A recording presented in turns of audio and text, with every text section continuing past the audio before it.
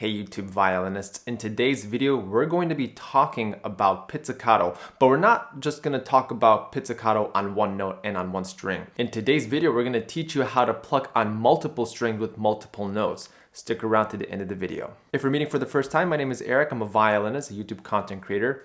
I do violin videos such as these, and if you haven't done so already, please make sure to hit the subscribe button, hit the bell notification so that way you get notified for when new videos come out. Helps me out as a content creator to provide more videos for you. Pizzicato in Italian is simply to pluck. So in the video that I've done in the past, I've done videos on pizzicato on individual strings.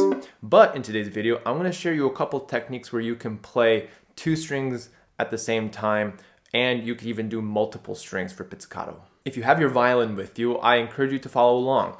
And the best way for me to achieve a nice, round, beautiful sound when it comes to pizzicato is to do the pizzicato at an angle this way.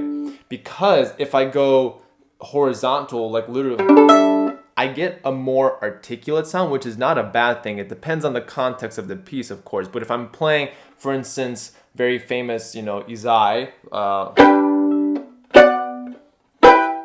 that is where I want to use multiple strings. I want to use this really big, large stroke. So if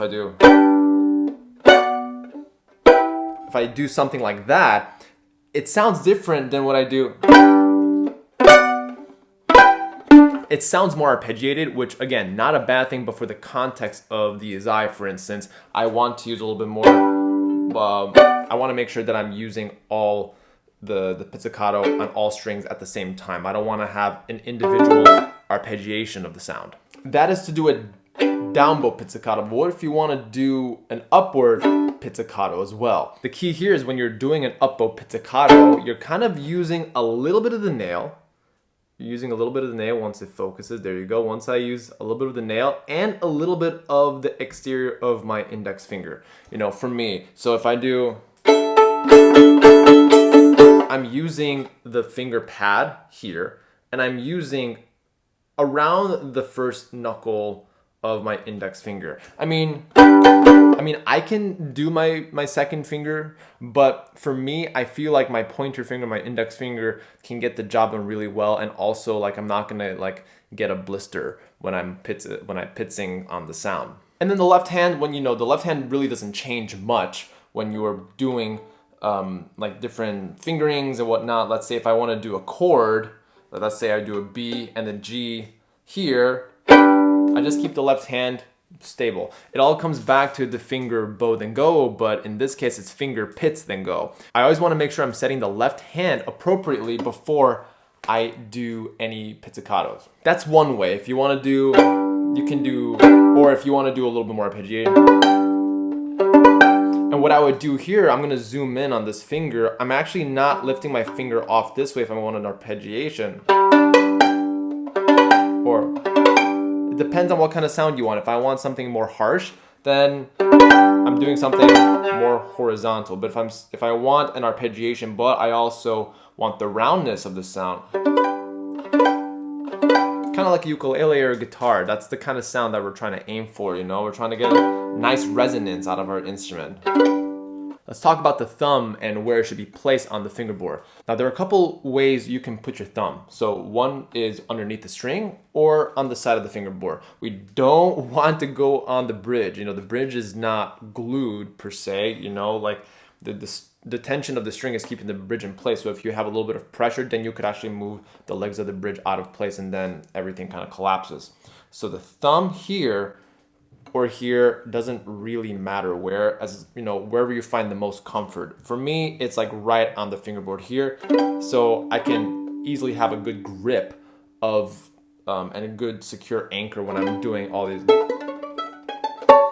with the pizzicato. Now, there might come a point where in the music you don't want to do this kind of arpeggiation. The A string will always come first before the E string. Now, what I recommend you do is, this is a little bit more of an advanced technique, but totally doable, is you're going to use your index finger and your second finger, and if you want to do two at the same time, you just use two fingers. It's no problem. And I would just have the same mentality. I would have the finger set and or if I do have to play with the left hand, you know, I'd have the left hand set, right hand set, and then I would do both at the same time. But that's one way to go about that. You know, if you want to avoid this kind of arpeggiation A to E string, you know, you just do it at the same time. And you might have to put a little bit more weight on the second finger, the middle finger, because it's just not a finger that you normally pluck with, at least for me. So I have to make sure that my index finger is not plucking too hard, but my second finger is plucking just enough just to get that nice balance and even sound. And this goes for all strings, not on the A and the E string. So you can do it on the D and G string. You can also do it on the G and D string. Last but not least, I encourage you to use some arm motion so that way you can visually see the sound going out. So when I'm playing a pit, if I'm doing something like this, I'm kind of letting my hand relax as I kind of let the sound fade away. Same here, but if I want to do 2 strings, 3 strings, or even 4 strings. Now notice what I'm doing with my right arm. What I'm doing is really just relaxing. I'm not like, you know, really stiff or pressing or squeezing. That's never the case. You know, you want to be as relaxed as possible because your body is your Strat. So you want to be able to be nice and relaxed when you go down with all the strings, and you can just pluck. That will ensure you a nice round pizzicato sound. Teachers just assume that students will understand pizzicato right away, but that's not the case. It's all about understanding how your body fits into the equation of the pits. So, you know, what finger will you be using? Where is your thumb placement? How much weight will you be, you know, forcing out of the strings? You know, all of that plays a big role. And I want to invite you to my workshop, Your Body is Your Strat, which is happening in August. So I'm going to leave a link down below. And what I'm going to do is I'm going to explain different parts of the body and how you can really play effectively without any injury and also get the best, most effortless sound out of your instrument.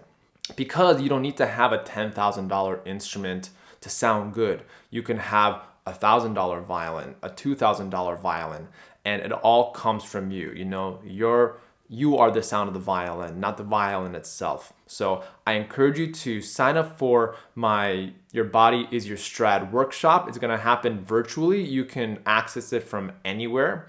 And it's gonna be from 7 to 8 p.m. Eastern on August 2nd. So make sure you sign up for that, and I'm gonna leave the link below. And if you're interested in learning more about some other videos that I have on the channel, I encourage you to check out my next video on bow strokes. So I'm gonna leave a playlist right over here for you to take a look at. Thanks so much, and I'll see you in the next video.